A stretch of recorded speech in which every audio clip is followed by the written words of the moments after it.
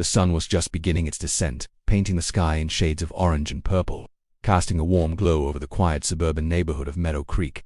For Marcus Thorne, it was a rare moment of peace. The manicured lawns and identical houses were a world away from the grit and danger of his day job. To his neighbors, he was just Marcus, the quiet guy in the corner house who kept to himself. No one knew that this unassuming man was actually Special Agent Thorne, one of the FBI's most formidable and, in certain circles, most feared operatives. He was in his garage, meticulously cleaning his vintage motorcycle, the chrome glinting under the single light bulb. It was his sanctuary, a place where he could disconnect from the high-stakes world of federal law enforcement. Suddenly, the rhythmic sound of his polishing cloth was interrupted by an aggressive pounding on his front door. It wasn't the friendly knock of a neighbor. It was demanding, insistent. Marcus sighed, wiping his hands on a rag. He walked through his house to the front door, peering through the peephole. Two men stood on his porch, dressed in ill-fitting navy blue uniforms with Meadow Creek HOA patrol clumsily stitched on the chest. They looked more like security guards from a low-budget movie than any kind of official authority. One was tall and wiry with a nervous energy about him. The other was shorter, stockier, with a face that seemed permanently set in a scowl. He opened the door just a crack. "Can I help you?" The stocky one, whose name tag read Miller, puffed out his chest. "Sir, we've received multiple complaints about unauthorized modifications to your property." He gestured vaguely toward the side of Marcus's house, specifically the installation of a non-compliant satellite dish. Marcus raised an eyebrow. He didn't have a satellite dish.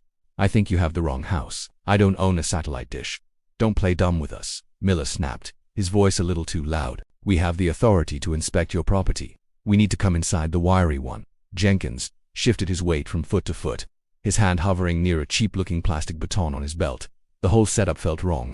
Marcus had dealt with every kind of imposter, from con artists to spies. These two were amateurs, but amateurs could still be dangerous. "You're not coming into my house," Marcus said, his voice calm but firm. "The HOA doesn't have the authority to enter a private residence without a warrant, and you're not law enforcement." Miller scoffed. "We are the enforcement arm of the Homeowners Association. Your bylaws state we can conduct inspections to ensure compliance. Now, are you going to cooperate, or do we have to do this the hard way?" Marcus's years of training kicked in. He analyzed their body language, the cheapness of their uniforms, the way Jenkins avoided eye contact. He knew they were fakes, but why? What was their real goal? A simple burglary or something more? "Let me see your identification," Marcus demanded, his tone shifting. The quiet neighbor was gone, replaced by the authority he carried every day. Miller smirked and flashed a laminated card so quickly it was impossible to read. Satisfied? "Now step aside." He put his hand on the door, trying to push it open. That was the line. In a single fluid motion, Marcus swung the door open, using its momentum to knock Miller off balance. As Miller stumbled back, Marcus stepped onto the porch, his presence suddenly seeming to fill the entire space. He moved with a speed and precision that caught both men completely by surprise. Before Jenkins could even think about reaching for his baton, Marcus had closed the distance. He grabbed Jenkins's wrist, twisted it in a practiced lock, and slammed him against the wall of the house. Jenkins cried out in pain as the baton clattered to the ground. Miller, recovering his balance, stared in disbelief. He fumbled for his own baton, but it was too late. Marcus was already on him. A swift, disabling strike to Miller's shoulder made him drop the weapon. Marcus then spun him around, forcing his arms behind his back with painful efficiency. "You have the right to remain silent," Marcus said, his voice low and menacing as he held both men immobile. He used their own cheap zip ties from their belts to secure their hands. "I suggest you use it." Who are you?" Miller stammered, his face pale with fear and shock. The arrogant bully had vanished. Marcus reached into his back pocket and pulled out his wallet. He flipped it open, revealing the gleaming gold badge and credentials of the Federal Bureau of Investigation. "Special Agent Marcus Thorne," he said, letting them get a good, long look. "And you two are under arrest for impersonating an officer, attempted burglary, and assault."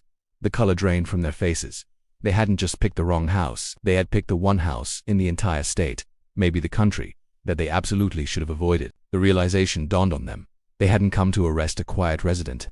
They had tried to strong-arm one of the most feared men in federal law enforcement. As sirens wailed in the distance, summoned by a silent alarm, Marcus had tripped the moment they tried to force his door. His neighbors began to peek out of their windows. They saw the two fake HOA cops zip-tied on the ground, and the quiet man from the corner house standing over them, radiating an aura of absolute control. The local police arrived, their eyes wide as they recognized Agent Thorne. Explanations were brief and professional. The two impostors were hauled away, their pathetic attempt at a crime spree ending in spectacular failure. Later that evening, as the neighborhood settled back into its usual quiet, Marcus stood on his porch, sipping a glass of water. A few neighbors gave him tentative, respectful waves. They didn't know the whole story, but they knew something significant had happened. They looked at him differently now, with a mixture of awe and curiosity. Marcus just gave a small nod in return.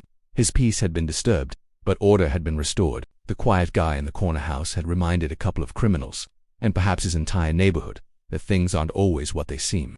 He took one last look at the peaceful street before heading back inside. Tomorrow it was back to the world of shadows and secrets, but for tonight, his home was secure.